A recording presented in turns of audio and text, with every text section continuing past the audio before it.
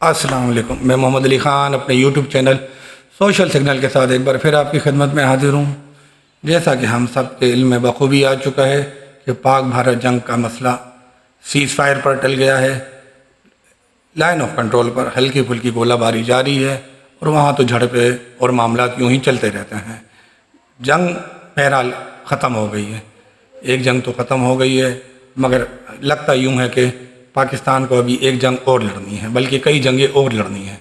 नहीं, इंडिया भारत हिंदुस्तान के ख़िलाफ़ कोई जंग नहीं लड़नी, किसी भी दुश्मन या दोस्त ममालिक से कोई झड़प नहीं करनी, इस मामलात में अपने आप को इन्वॉल्व नहीं करना, अपना वक्त ज़ाया नहीं करना। पाकिस्तान आपका मुंतज़िर है, पाकिस्तान के 24 करोड़ आवाम आपके मुंतज़िर हैं। आप रियासत हैं, आप ज़िम्मेदार हैं, आप इस्टेब्लिशमेंट हैं, आप जुडिशनरी हैं, आप ब्यूरोक्रेसी हैं, आप हुकूमत हैं, आप मीडिया हैं। ये सब रियासत के सतून हैं और रियासत इन्हीं पर खड़ी है और चल रही है।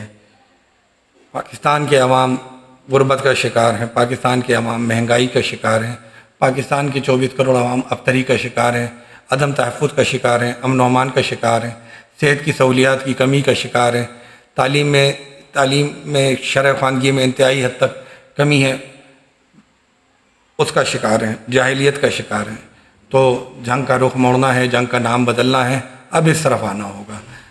आपने अपनी अस्करियत दुनिया पर वाज़े कर दी है, उसकी छाप छोड़ दी है, ज़ाहिर कर दी है। लग पता गया है कि जहाँ गए हैं वहाँ पे सिक्के बिठा दिए हैं। अब सिक्के बिठाने का नंबर अपनी आवाम के साथ है। अब आवाम के साथ मिल बैठें, इनको बहैसियत स्टेक होल्डर अपने साथ लेकर आएँ, इनके मुंतखब नुमाइंदों से बात करें, इनके मसाइल हल करने की कोशिश करें। कोई थिंक टैंक्स बनाएँ, कोई फास्ट वर्किंग कौंसिल बनाएं, जहाँ पे अगर कोई काम कहीं भी आवाम की फलाह बहबूद के लिए हो रहा है, उसकी ग्राउंड रियलिटीज़ क्या हैं, उस पर वर्किंग की क्या पोजीशन है, उसका आउटपुट क्या है, इन सब के लिए मॉनिटरिंग सेल बनाएं। इन सब की बहुत अशद ज़रूरत है। पानी की कमी है तो पहले स्टोरेज डैम की तरफ आएँ। कल को इंडिया पानी बंद करेगा खोलेगा वो तो एक अलग मसला है। हमारे पास तो स्टोरेज प्लान ही नहीं है। अगर बड़े डैम नहीं बना सकते तो छोटे छोटे डैम बनाएँ, जिससे किसी भी सूबे को यह एहसास ना हो कि उसका पानी छीना जा रहा है या लिया जा रहा है। समंदर को पानी की ज़रूरत होती है, कोटरी डाउन स्ट्रीम जिसे कहते हैं, वहाँ पे पानी यूँ चाहिए कि वो डेल्टा का इलाका है, डेल्टा का इलाका जहाँ पे मीठा और खारा पानी मिलता है। अगर मीठा पानी समंदर में ना गिरे तो समंदर का पानी मुसलसल आगे आता रहता है और लाखों एकड़ ज़मीन समंदर बुर्द हो जाती है और वो फिर वापस बरामद नहीं हो पाती। तो इस हवाले से भी काम करने की ज़रूरत है। वाटर कौंसिल बनाएँ, एनर्जी कौंसिल बनाएँ। कई दिनों से मिनरल्स का दौरा है कि पाकिस्तान में मुख्तलिफ जगहों पे बहुत कीमती मादनियात हैं, चाहे वो वज़ीरिस्तान का इलाका है, खैबर पख्तूनख्वा है, बलूचिस्तान है, सिंध का इलाका है। यकीन जानिए पाकिस्तान के चारों सूबों में इतनी मादनियात हैं कि गिनती में नहीं आएंगी, मगर इस पर प्रॉपर काम करने की ज़रूरत है। यहाँ पे माइनिंग का कोई कॉन्सेप्ट नहीं है, कोई जदीद तरीक़ाकार नहीं है, कोई ट्रेनिंग नहीं है। वही रिवायती तरीक़ों से माइनिंग होती है जिसमें ग्रेनाइट हो, सोना हो, तांबा हो, पीतल हो, कापर हो, लोहा हो, उसका रॉ मटेरियल बहुत ज़ाया होता है और उसमें जानी नुकसान का भी अंदेशा रहता है। कंसोर्शियम बनाएं, अमीर ममालिक हैं वहाँ से बड़े इन्वेस्टर को लेकर आएँ, उनकी शराकत दारी भी करें, मगर पहली प्रायोरिटी अपने अवाम और उनके वसाइल का तहफ़्फ़ुज़ रखें। अगर कोई बैरून मुल्क कंपनी चागी में, संदक में, सजावल में, कर्क में, बन्नू में, डेरा इस्माइल खान में, चकवाल में कहीं भी आकर काम करती है तो सबसे पहले वो मुकामी आबादी को रोज़गार में भी हिस्सा दे और उनके लिए डेवलपमेंट के काम पे भी प्रॉपर वर्किंग की जाए और उन्हें उसका शेयर दिया जाए। अगर ये सब काविशें नहीं करेंगे तो आप बज़ाहिर सरहदों की जंग जीत जाएंगे, दुश्मन से जंग जीत जाएंगे, मगर अंदरून मुल्क गुर्बत की सूरत में, महंगाई की सूरत में, अमन अमान की बदहाली की सूरत में जो दुश्मन मौजूद है और 24 घंटे आपके सर पे खड़ा है, उसका मुकाबला नहीं कर पाएंगे।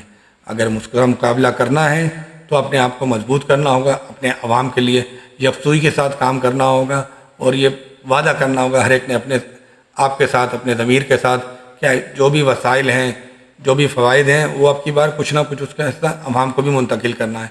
ग्रास रूट लेवल पर भी तो पता चले कि अगर कहीं से कोई फ़वाइद मिल रहे हैं तो और अवाम टैक्सेस दे रहे हैं तो उसका फ़ायदा अवाम को किस सूरत में मुंतकिल हो रहा है। यूरोप की तरह, स्कैंडिनेवियन कंट्री की तरह वेलफेयर स्टेट बनने में तो शायद हमारे मुल्क को बहुत वक्त लगेगा, मगर कम अज़ कम इतना रिलैक्सेशन, इतना रिलीफ तो हो कि किसी भी आवाम को, मिडिल क्लास को, गरीब बंदे को बिजली का बिल भरते हुए तकलीफ़ ना हो, उसे किस्से ना करानी पड़े اسے بھاگ بھاگ کر لائن میں لگنا پڑے، اسے پانی نہ ملنے کا غم نہ ہو، اسے گیس نہ ملنے کا غم نہ ہو، وہ ان چیزوں میں الجھا نہ رہے۔ مگر کیا کیجیے کہ ہماری جو بیوروکریسی ہے، ہمارے پاس جو سسٹم ہے، اس کو ڈیزرو کرتا ہے کہ یہ ساری بینیفیشریز اور بینیفٹس ایک اپر کلاس تک کے لیے محدود رہیں۔ ہر کوئی اوپر بیٹھا کرسی پر یہی سوچ رہا ہوتا ہے۔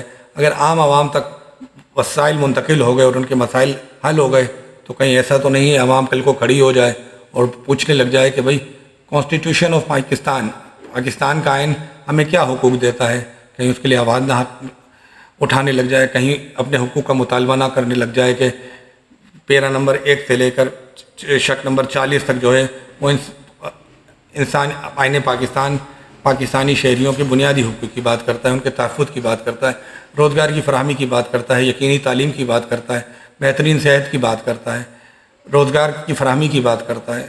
تو ان سب چیزوں پر کام کرنے کی ضرورت ہے تاکہ عوام کو احساس ہو کہ وہ آئین پاکستان کے دائرے میں مکمل پاکستانی ہیں اور ہر ایک پاکستانی اس تمام بینیفٹ سے مستفید ہو رہا ہے جس سے کوئی بھی اپر کلاس مستفید ہو رہی ہے، جس سے کہیں کوئی بھی فائدہ اٹھا رہا ہے تو ایکول بینیفٹ، یکساں فائدہ نیچے تک منتقل ہو رہا ہے۔